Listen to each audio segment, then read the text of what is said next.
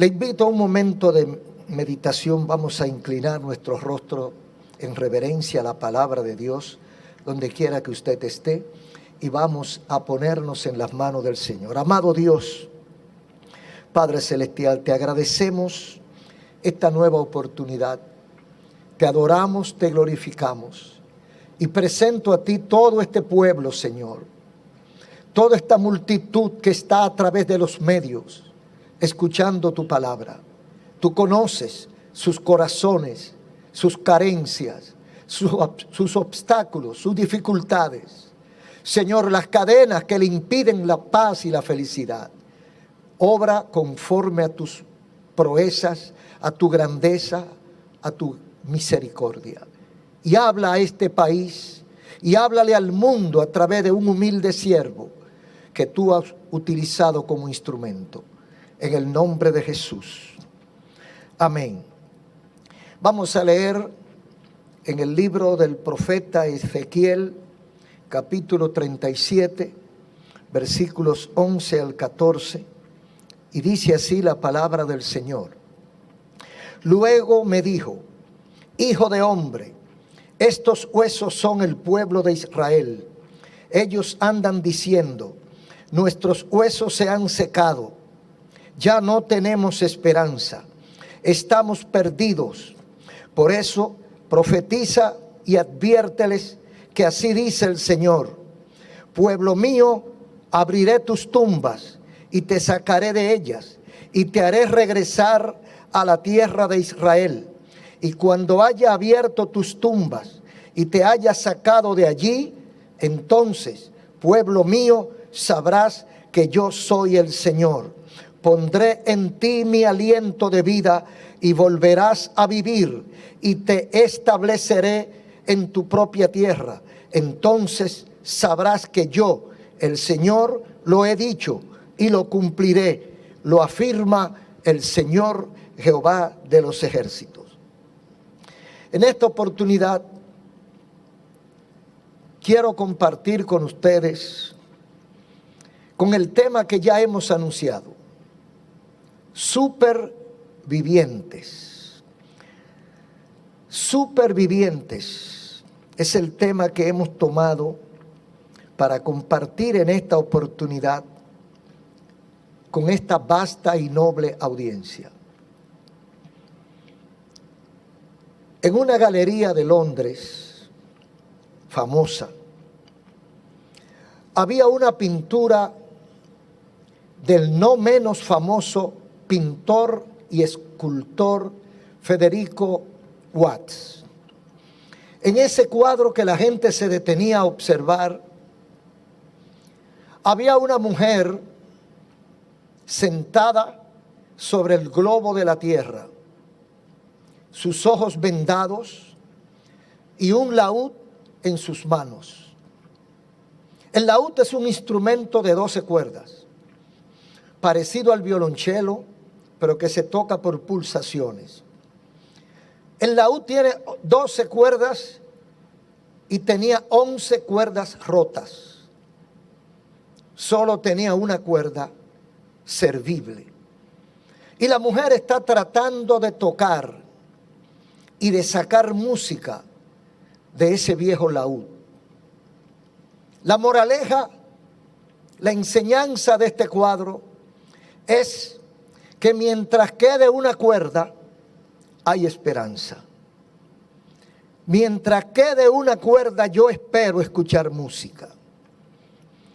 Así le decimos nosotros a cada uno de ustedes y los que han de escuchar esta palabra. Cuando le quede aún una sola cuerda al arpa de tu vida, aún puede alegrarte con su música.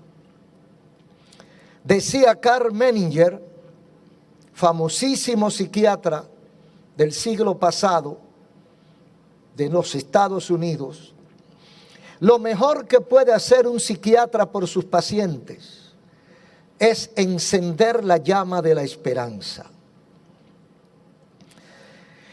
Quien se mantiene con vida todavía tiene esperanza. Por eso los médicos, mientras el paciente respira, le dicen a los dolientes, todavía hay esperanza. Vamos a luchar porque todavía se puede lograr algo. Ahora, cuando esa persona deja de respirar, ya no tenemos que hacer nada. Quiero diferenciar en mi concepto superviviente de sobreviviente. Quien se mantiene con vida, quien se sostiene vivo, como estamos todos los que me están escuchando, somos sobrevivientes. Pero el que lucha tenazmente por su vida es un superviviente. Por ejemplo, una persona que tiene 20, 30 años luchando contra un cáncer hasta vencerlo, no es simplemente un sobreviviente, es un superviviente. Sobrevivientes hay muchos. Por ejemplo, los pobres que comen a veces, que 3 días ven comida y 4 no en la semana, pero están vivos. Los enfermos que siguen viviendo a pesar de la escasez, de la poca atención médica y de la escasez de medicamentos. Los niños que deambulan por las calles sin padre, sin tutor, sin nadie que sea responsable a ellos, son sobrevivientes. Aquellos que son perseguidos desde el vientre de su madre y logran evadir todos los ataques y nacen, sobreviven a todo eso.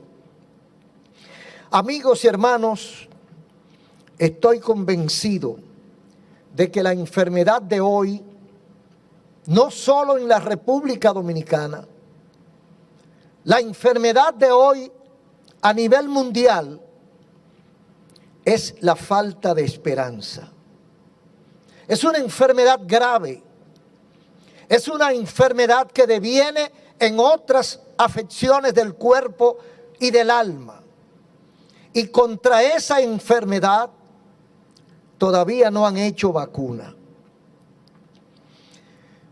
¿Y por qué decimos que la falta de esperanza es la peor enfermedad que nos agobia en este siglo cibernético y de informática? Porque tenemos temas vitales para la subsistencia de la sociedad y de la vida que no han sido resueltos.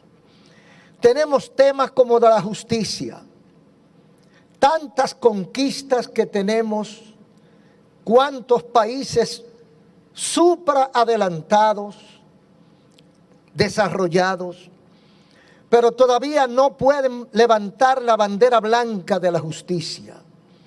Todavía uno que otro momentos hay gritos de injusticia y de parcialidad. Le falta mucho a la justicia para ser completa. Tenemos temas como el de la economía y la distribución de los alimentos. Mientras hay países donde botan toneladas de comida diario, los grandes hoteles y las cadenas de resort, hay países donde todos los días mueren miles de personas de hambre. Son temas que hay que resolver.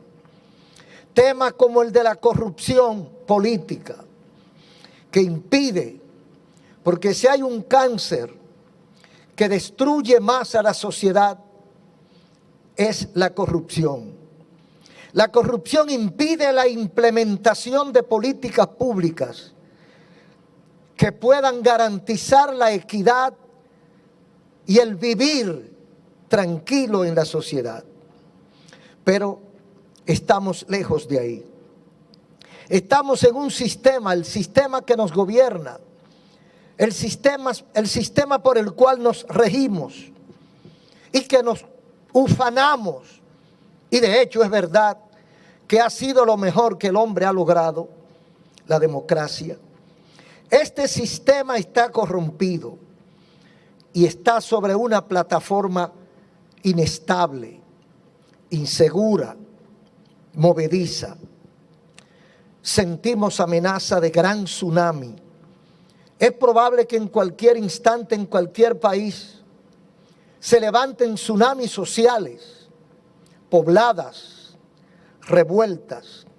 Estamos percibiendo amenazas de tipo geopolítico, porque hay amenazas hasta de borrar fronteras, de que países pierdan su identidad y que sean absorbidos por otros, porque el sistema así lo permite. Dicen en el campo, come más hojaldas el que tiene más saliva, y el que tiene las lágrimas profundo comienza a llorar a tiempo. Hay mucha desigualdad. Todo esto por causa de la ambición. Por causa de la ambición se cometen crímenes y se destruyen hogares. Se acaba con la paz y la dignidad de una persona. Y todo esto es parte del colorido de nuestro sistema. Pero vamos a la realidad bíblica, profética. En la Biblia hay una gran lección. Dios, porque no es nuevo lo que está pasando en el mundo. Son debilidades de la naturaleza humana. Ya Dios lo presentó en otra forma, pero con el mismo fondo. Hay una gran lección en el capítulo 37 de Ezequiel. Dios presenta a Ezequiel como ejemplo y a Israel como ensayo. Dios muestra una visión que abarca la realidad de su pueblo en tres órdenes: político, social y espiritual.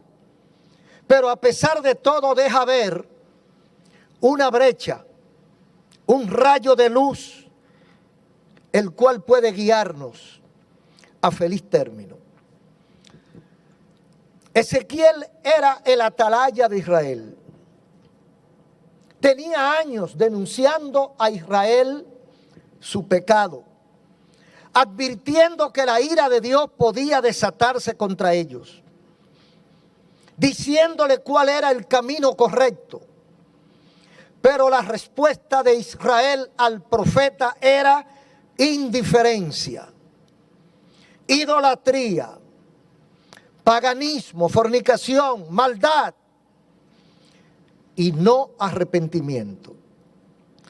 El profeta había estado advertido, porque cuando Dios lo llama, dice el versículo 3 del capítulo 2, cuando Dios lo llama le dijo: hijo de hombre, yo te envío a los hijos de Israel, a gentes rebeldes que se rebelaron contra mí, ellos y sus padres. Corría aproximadamente el año 598 antes de Cristo. Gobernaba en Babilonia Nabucodonosor. Eran tiempos de guerras y de campañas bélicas.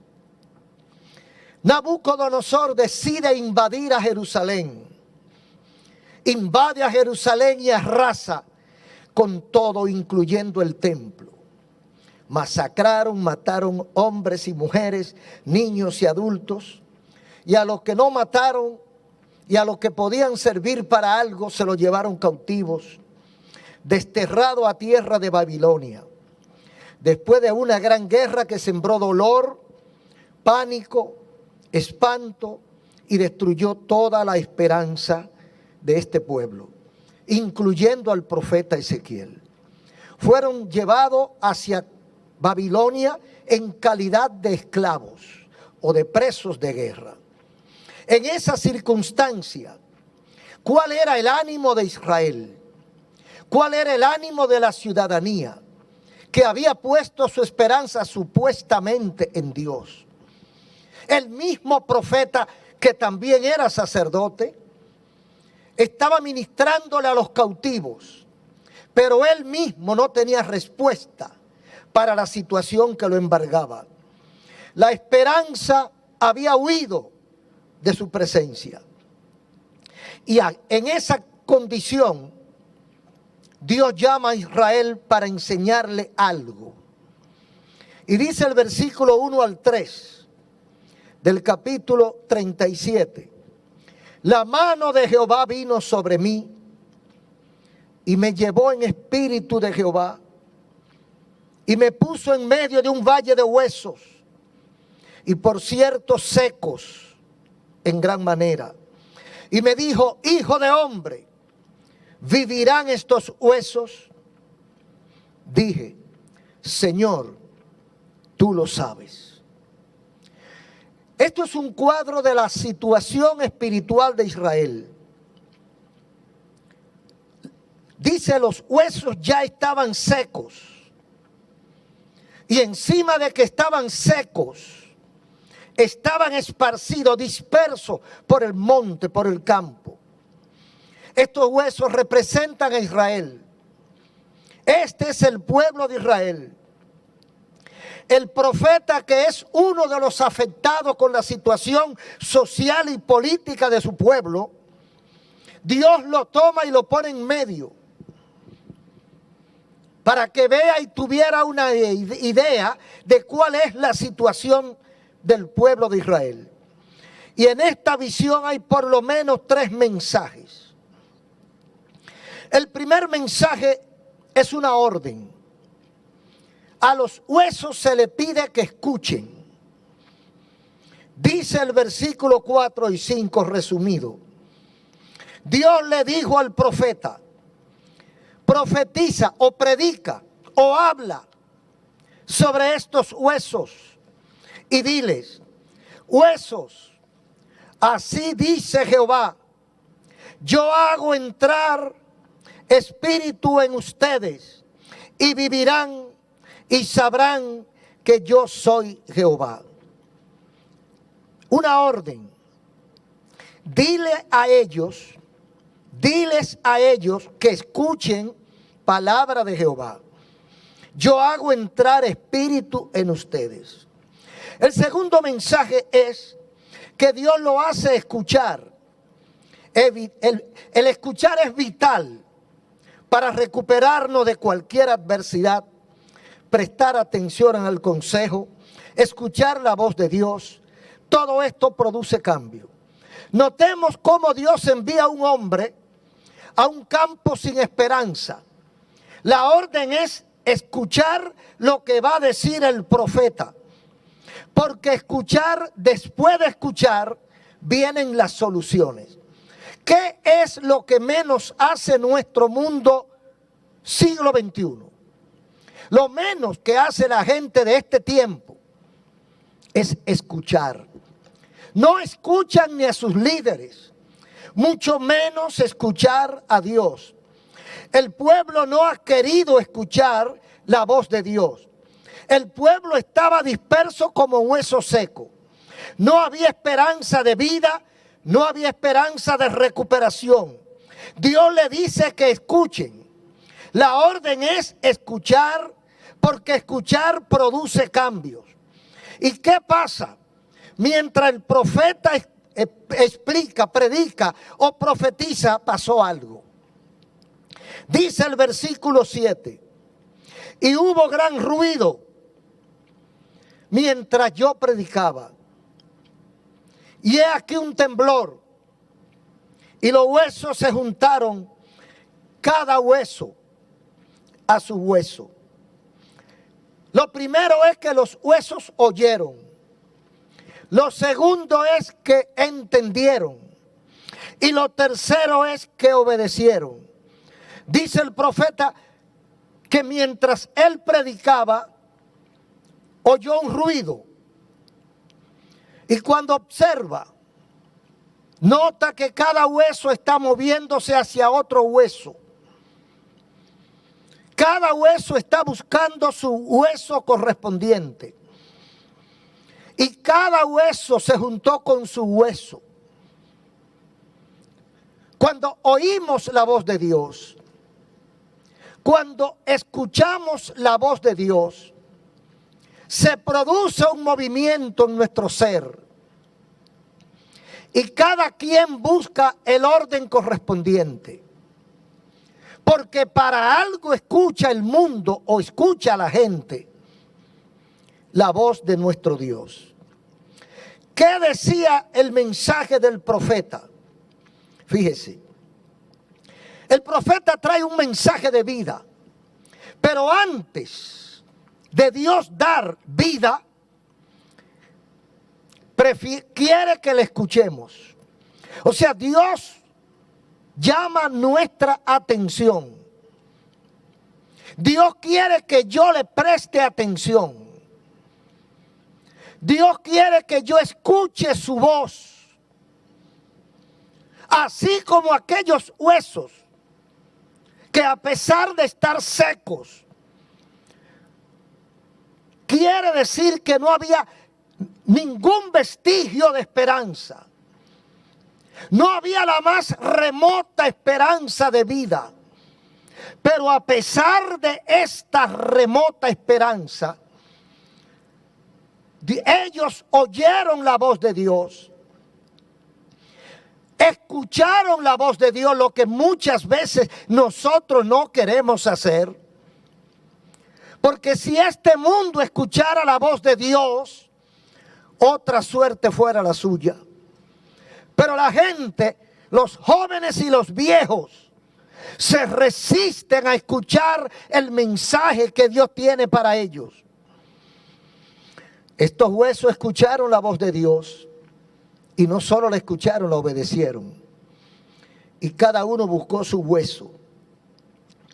Ahora que está cada uno junto con su hueso, que buscó el orden. Porque cuando Dios habla es para buscar el orden.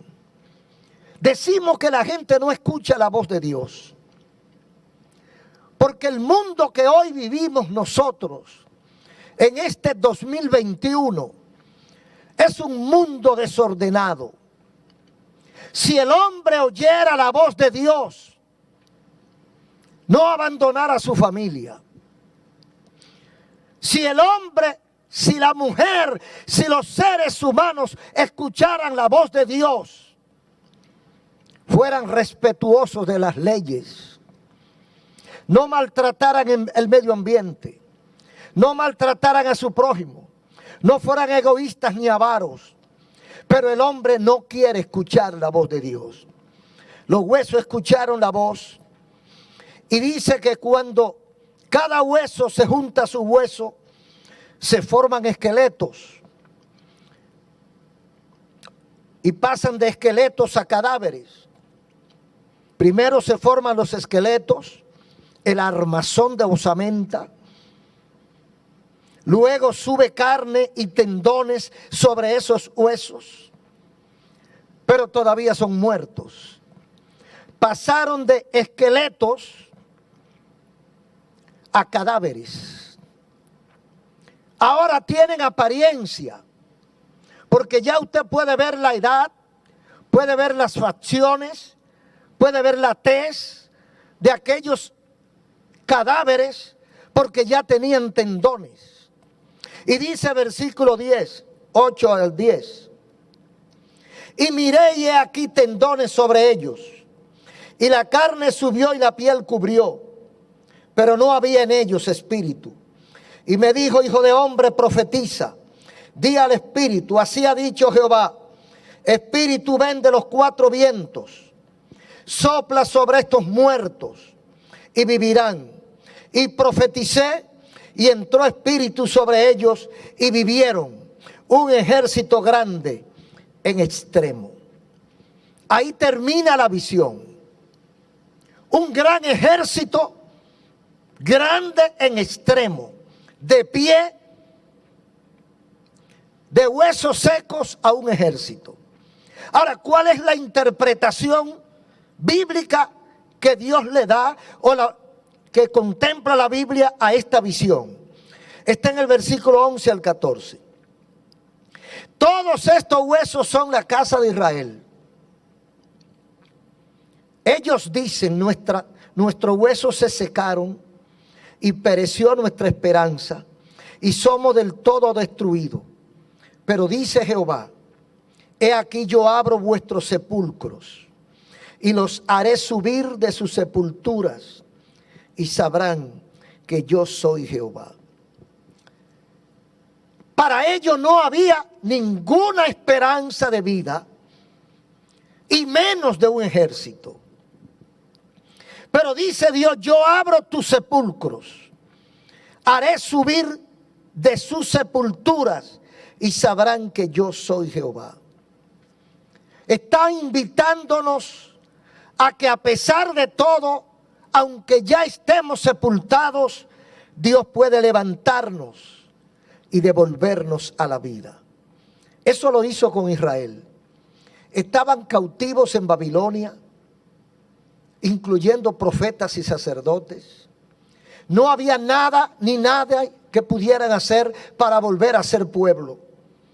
Y Dios le da la esperanza de que volverían a su tierra, a su libertad. Estos hombres y mujeres jamás pensaron volver a lo que ellos habían sido. Pero el profeta vino con una predicación, con un mensaje de esperanza, aparentemente en tiempo oportuno. Porque uno dice, ¿y para qué le trae un mensaje de esperanza a esqueletos? Esto nos lleva a nosotros a pensar en el mundo orgulloso que vivimos, cuando creemos que todo lo hemos alcanzado, pero las cosas prioritarias y vitales muchas veces se han escapado. Y nosotros a veces creemos que el mundo está tan grave o está tan muerto que no tiene esperanza. Cuando observamos el movimiento de la raza humana, el trajinar de la sociedad, nosotros pensamos, ya aquí no hay nada que podamos hacer. Pero fíjese, a pesar de que no se ve esperanza espiritual, de que la gente marcha hacia la derrota, de que el hombre ha dejado de amar a Dios y de amarse a sí mismo, de que ha violado todas las leyes y las reglas establecidas por Dios, nosotros seguimos insistiendo porque somos supervivientes. Estamos luchando aparentemente contra un imposible, como luchó Ezequiel, el que se presenta a un campo de huesos a predicar y a dar órdenes, lo menos que puede estar mal de la mente. Es imposible, así como imposible estaba la esperanza de Israel, así como imposible de solución está el mundo que nosotros vivimos. Pero hay sobrevivientes, hay supervivientes, porque somos los que hemos creído que Dios no ha muerto. Y fíjese que los supervivientes siempre han sido los mismos. ¿Quiénes son? ¿Quiénes en la peor de las circunstancias confían en la provisión de Dios, en la intervención divina? Siempre han sido los supervivientes. Nosotros recordamos el tiempo de Noé y quiénes fueron los que salieron ilesos del diluvio, los que creyeron y se agarraron de la esperanza de Dios, los que pudieron escuchar y obedecer cuando Noé habló, cuando Noé trajo el mensaje que Dios había enviado. Los únicos que entendieron, que oyeron y creyeron, tal vez porque no le quedaba de otra, fue la familia de Noé. Pues fueron los únicos que se salvaron. Cuando las 10 plagas de Egipto, allá en el Génesis, cuando sale el ángel de la muerte a matar a todos los primogénitos, las únicas casas donde no llegó la muerte fue las casas de aquellos que creyeron el mensaje del enviado de Dios y marcaron el dintel de sus casas con sangre de un cordero sacrificado al Señor. Supervivieron. Nosotros sabemos de la esclavitud de Egipto, cuando no había esperanza, aparece Moisés. Y los que creyeron no sucumbieron. Hoy, como Israel, el mundo y hasta muchos de nosotros, muchos religiosos, han perdido la esperanza. Pero tengo para decirles que en medio de este campo de huesos secos, tenemos que clamar, tenemos que advertir las verdades divinas, las verdades imperecederas del reino de los cielos. Sabemos que lo que le espera a nuestros nietos es peor que lo que vivimos nosotros hoy. Hoy estamos en un mundo sin esperanza. Hoy nosotros sabemos que los jóvenes crecen frente a un horizonte oscuro sin estar seguros de nada. Nadie se imagina cuántas plagas faltan, cuántos virus, cuántas nuevas cepas de virus, cuántas mutaciones, cuántos confinamientos nos faltan aún. Aguardamos impotentes, aguardamos sin disfrutar de lo mejor de esta vida, que nos impidan todas estas medidas y todas estas plagas nos impiden compartir y socializar, que es de las mejores cosas que nos proporciona la vida en esta tierra. Encontramos una sociedad que se desploma, con ídolos falsos, que como castillos de hielo son destruidos por el sol de la corrupción, la mentira y la injusticia. Y uno se pregunta, ¿podrá haber esperanza en medio de este campo de huesos? ¿Podrá haber esperanza en la justicia del siglo XXI? ¿Podrá haber esperanza en la equidad social del siglo XXI? Creo que seríamos demasiado crédulos para pensar que este mundo está en vía de solución. Nos preguntamos, ¿podrá haber esperanza en medio de este campo?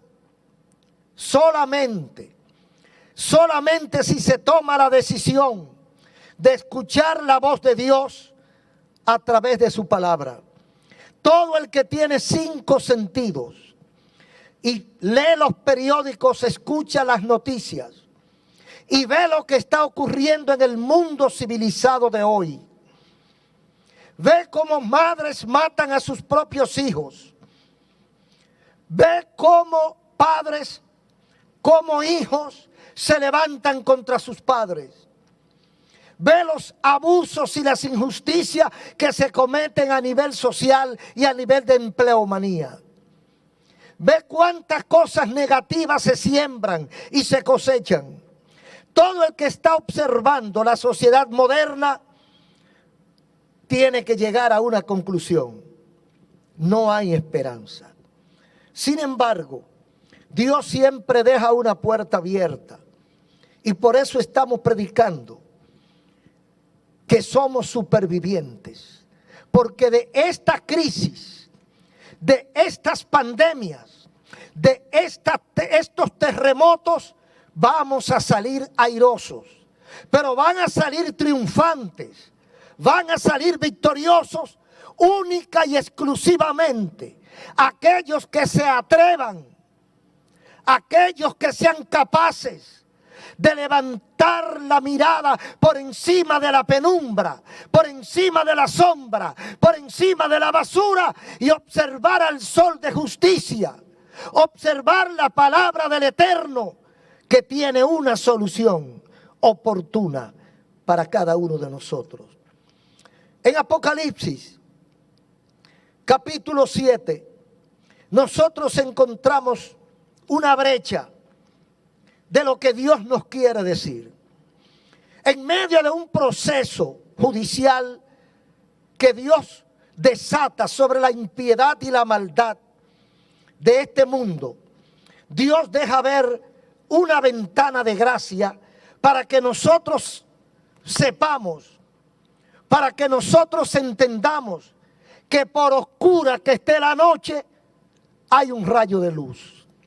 Que nosotros entendamos que por mala que esté la gente, hay un remanente que no se ha contaminado.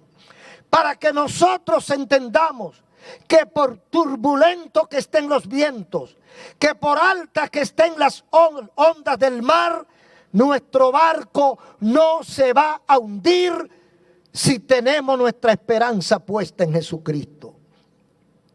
En medio de un proceso judicial, Dios deja ver algo. Es el peor momento de la peor crisis del final de los siglos.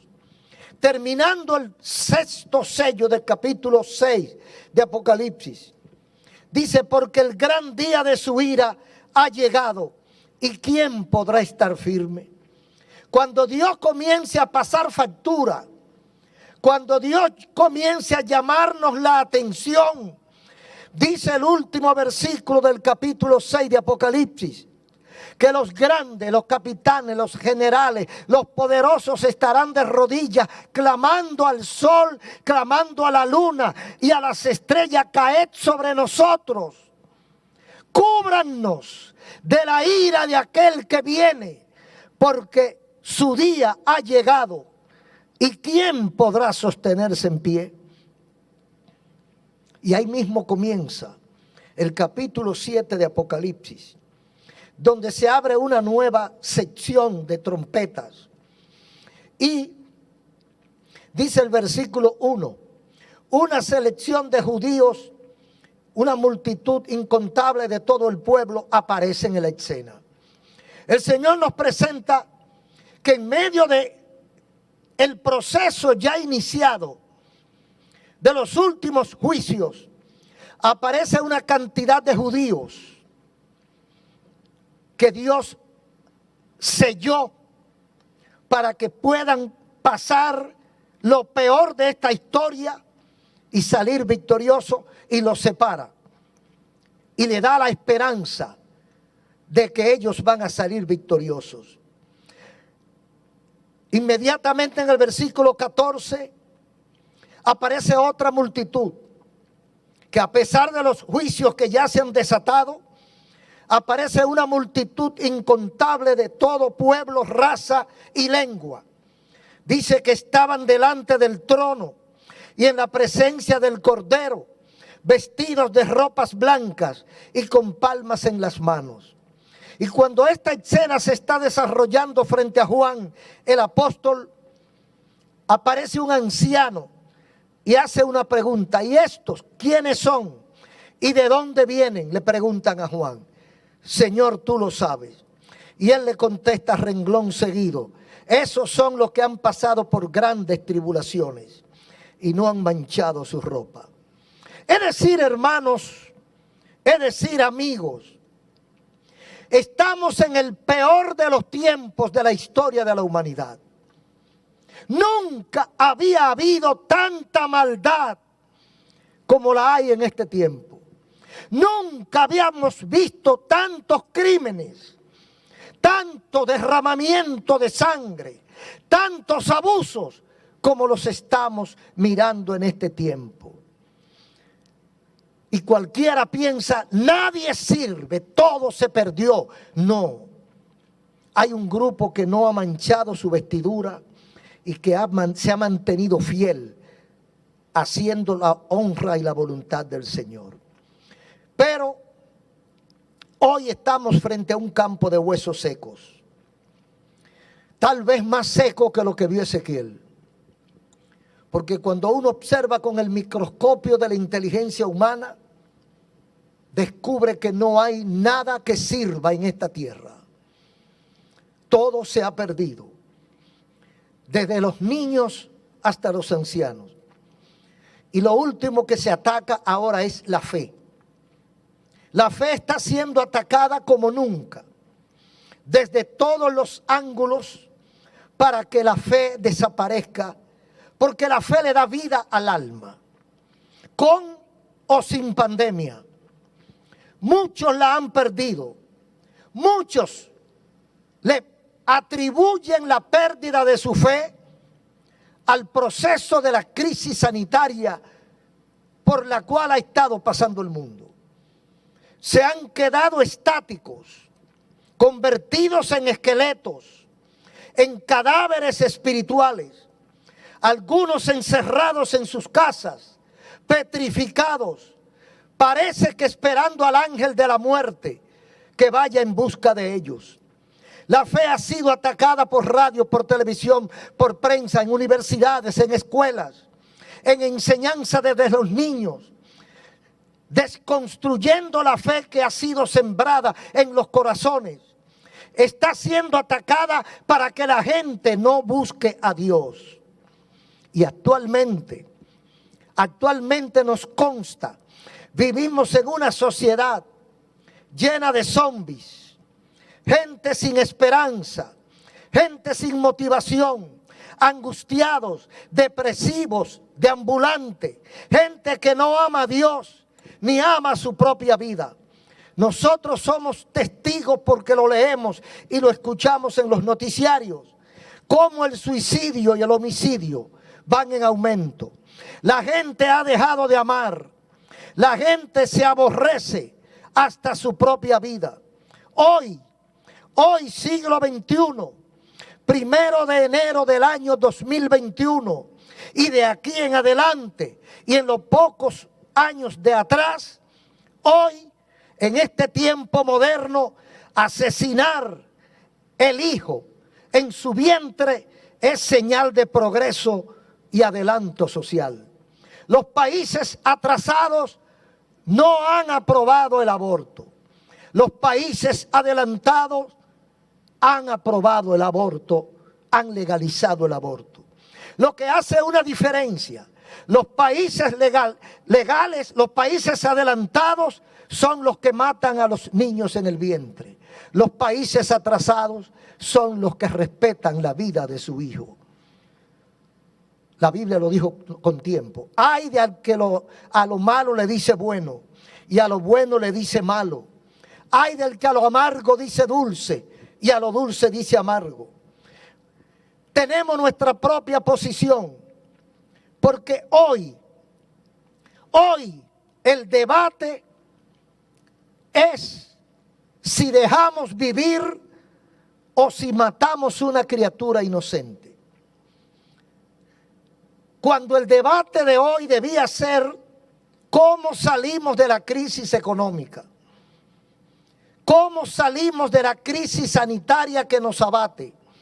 Estamos discutiendo en el Congreso si matamos o no matamos al niño en el vientre de su madre. Nosotros tenemos una percepción personal. Veo el aborto como el resultado de un estado espiritual en el cual vive la humanidad que se ha rebelado en contra de Dios. El aborto es una consecuencia, no una causa. Por ejemplo, una mujer que respete a Dios y que tenga valores éticos y morales, jamás matará a su hijo. En cambio, una mujer que no le teme a Dios, ni ama a su propia vida, no lo pensará dos veces al eliminar a su hijo, solo para que no la estorbe en su vida libertina. Esto mismo puede ocurrir con los médicos.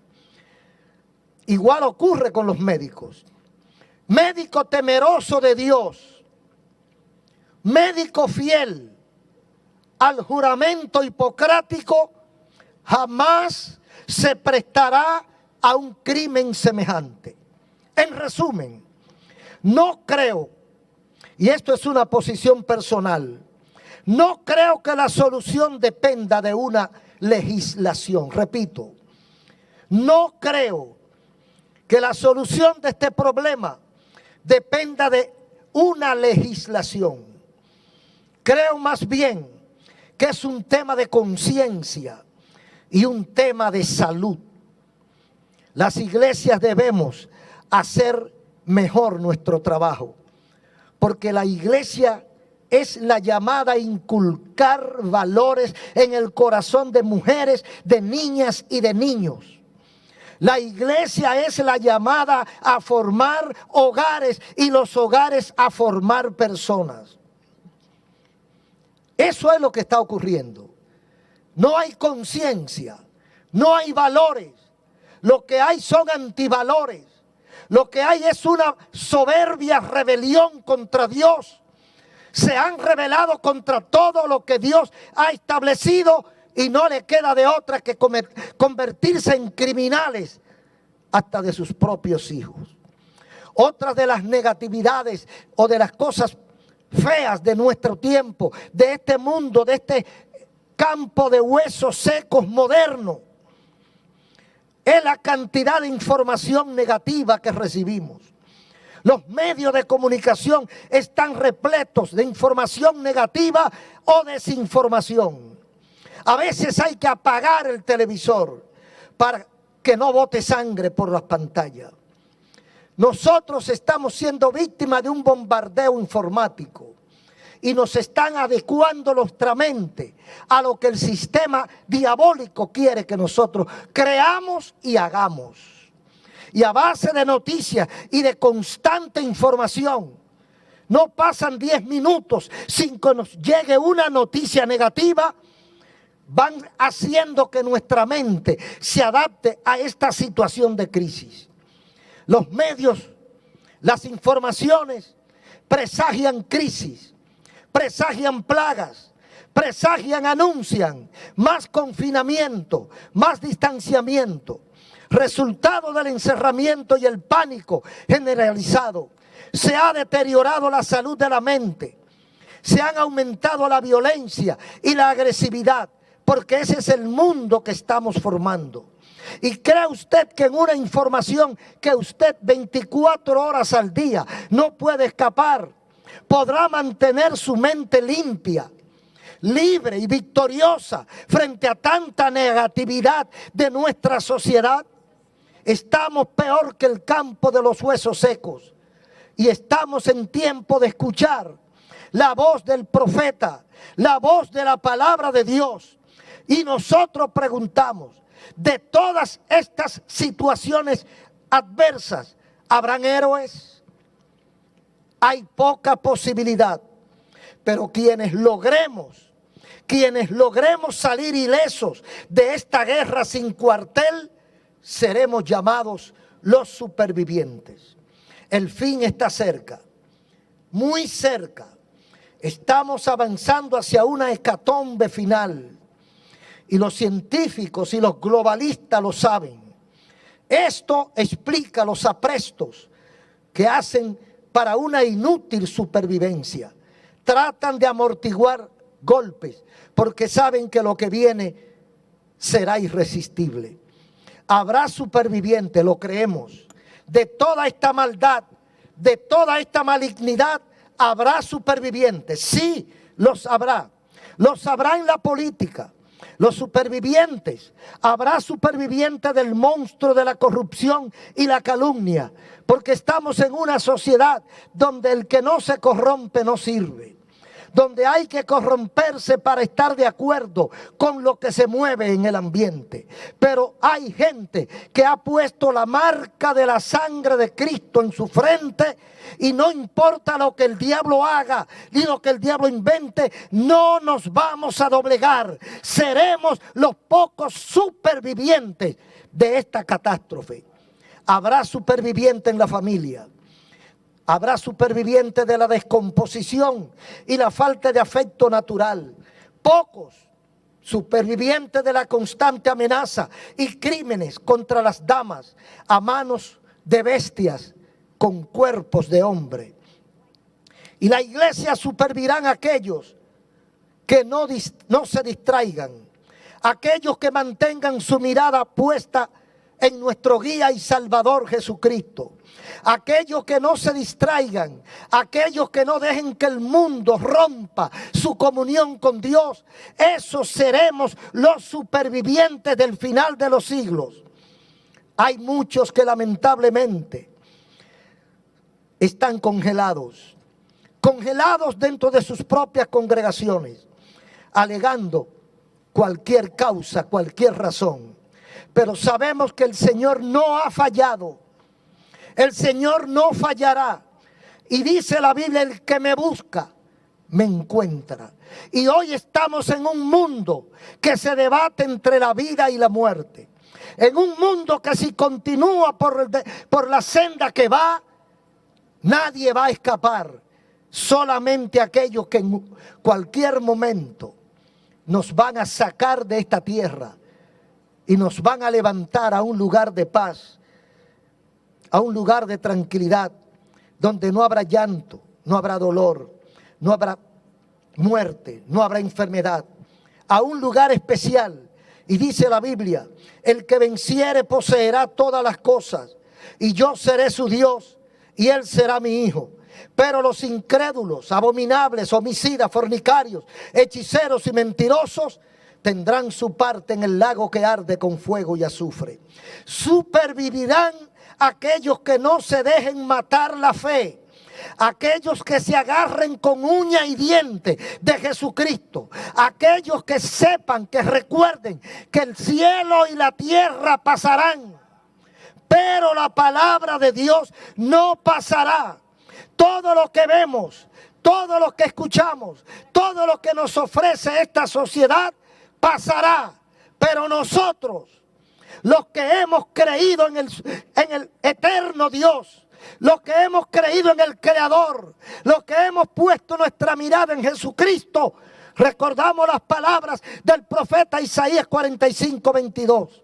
Mirad a mí y sed salvos todos los términos de la tierra. Supervivientes, solo aquellos que por encima de las dudas, por encima del pecado, por encima de la corrupción, por encima de la maldad, por encima de las dudas, levantemos la cabeza y miremos a Jesucristo y a este glorificado a la diestra del Padre. Ojalá que cada uno de ustedes, mis queridos hermanos y amigos, estemos dentro del grupo de aquellos que van a supervivir a toda esta catástrofe que viene sobre la tierra. Le damos gracias al Señor.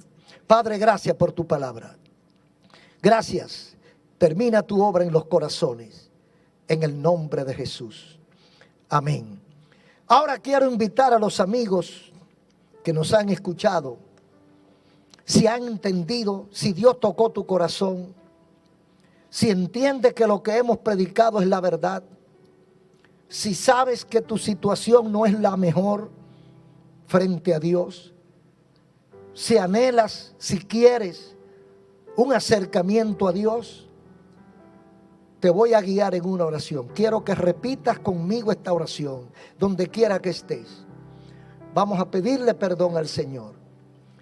Cierre sus ojos si es posible y repita conmigo. Amado Dios, Padre Celestial, te agradezco la oportunidad de haber escuchado tu palabra.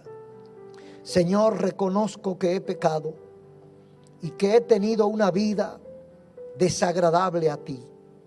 Me arrepiento de esa vida y te pido perdón. Te pido perdón y te entrego mi vida, mi alma, mi voluntad. Acepto a Jesucristo como mi Señor y Salvador y solo quiero que Él sea mi guía. Lávame con tu sangre y escribe mi nombre en el libro de la vida. Te doy las gracias, Señor. Amén.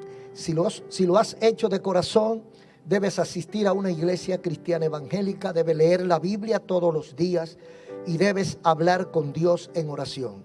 Dios le bendiga. Feliz 2021. Amén.